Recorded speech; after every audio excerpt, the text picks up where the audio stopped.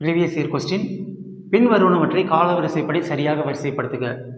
இந்த கேள்வியில் வரலாற்றில் நிகழ்ந்த சில மாநாடுகள் இயக்கங்களை கொடுத்து இதை காலவரிசைப்படி எழுத சொல்லியிருக்காங்க. இதில் முதல்ல நிகழ்ந்தது பூனா ஒப்பந்தம். இந்த பூனா ஒப்பந்தம் காந்தியடிகளுக்கும் அம்பேத்கருக்கும் இடையே கையெழுத்தாகும். இந்த டைம்ல காந்தியடிகள் எரவாடா சிறை, பூனாவில் இருக்கும் எரவாடா சிறையில் அடைக்கப்பட்டிருந்தார். இந்த பூனா ஒப்பந்தம் 1932 செப்டம்பர் 24 இந்த ஒப்பந்தம் கையெழுத்தாகிருக்கும் இருவருக்கும் இடையே. அதாவது வகுப்புவாரி ஒதுக்கீடு அப்படிங்கிறத பிரிட்டிஷ் பிரதமர் ராம்சே மெக்டொனால்டு அறிவித்திருந்திருப்பாரு. அதுல ஒடுக்கப்பட்ட மக்களுக்கு தனி தொகுதி ஒதுக்கீடுங்கிறது வழங்கப்பட்டிருக்கும். அந்த ஒதுக்கீடை அம்பேத்கர் அவர்கள் ஆதரித்திருப்பாரு. காந்தியடிகள் அந்த ஒதுக்கீடை எதிர்த்திருப்பாரு. ஒடுக்கப்பட்ட மக்களுக்கு தனி தொகுதி ஒதுக்கீடுக்கு எதிராக தான் காந்தியடிகள் சாகுமறை உண்ணாவிரத போராட்டம் அப்படிங்கிற ஒன்று அறிவித்திருப்பாரு.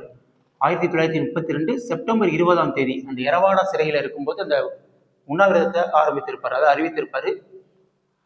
பல தலைவர்களினுடைய பேச்சுவார்த்தைக்கு அப்புறம் இந்த ஒப்பந்தம் இருவருக்கும் இடையே செப்டம்பர் 24 கையெழுத்தாகும். இந்த பூனா ஒப்பந்தம் அப்படிங்கிறது சமனற்ற சமரசம் அப்படின்னு அழைக்கப்படுது. அடுத்தது வெள்ளையனே வெளியேறு இயக்கம். இந்த இயக்கத்தை அறிவித்தவர் காந்தியடிகள் தான். Quit India movement 1942 அறிவித்திருப்பாரு. அதாவது இதுக்கு முன்னாடி கிரிப்ஸ் தூதுக்குழு அப்படின்னு ஒருத்தவங்க வந்திருப்பாங்க. அந்த கிரிப்ஸ் தூதுக்குழுவினுடைய தோல்வி 2ஆம் உலகப் போர் அப்படிங்கிறது நடந்துட்டு இருக்கும். இந்தியாவின் மீது ஜப்பான் படையெடுத்துருமோ, அதை போர் அறிவித்திடுமோ அப்படிங்கிற ஒரு அச்சம் ஏற்படும். அதே சமயத்துல விலைவாசிங்கிறது உயர்வா இருக்கும். பொருட்களினுடைய விலைகள்ங்கிறது அதிகமா இருக்கும் இந்த டைம்ல.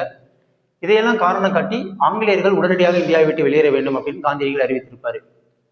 இந்த டைம்ல காந்தியடிகள் ஒரு ஃபேமஸ் கோட் சொல்லியிருப்பாரு. வெள்ளையனே வெளியேறு இயக்கத்தின் போது டூ ஆர் டைன்னு சொல்லியிருப்பார். செய் அல்லது செத்து மடி.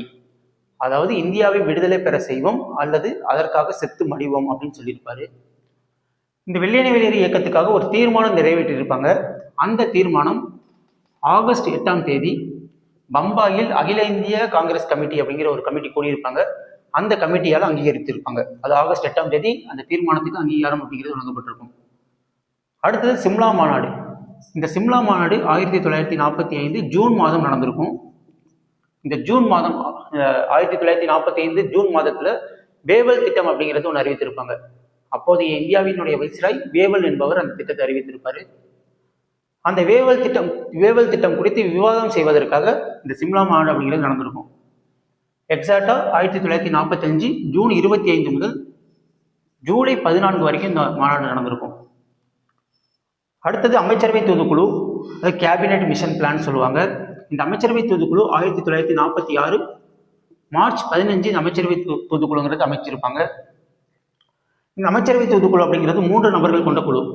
இதனுடைய தலைவர் பெத்திக் லாரன்ஸ், அது இல்லாம ஏவி அலெக்சாண்டர், ஸ்டாஃபோர்ட் கிரிப்ஸ், அந்த 3 பேர் இருப்பாங்க. இதுல இந்த அமைச்சரவை தூதுக்குழு இந்தியாவிற்கு மார்ச் 23 வந்திருப்பாங்க. மார்ச் 23 1946 வந்திருப்பாங்க.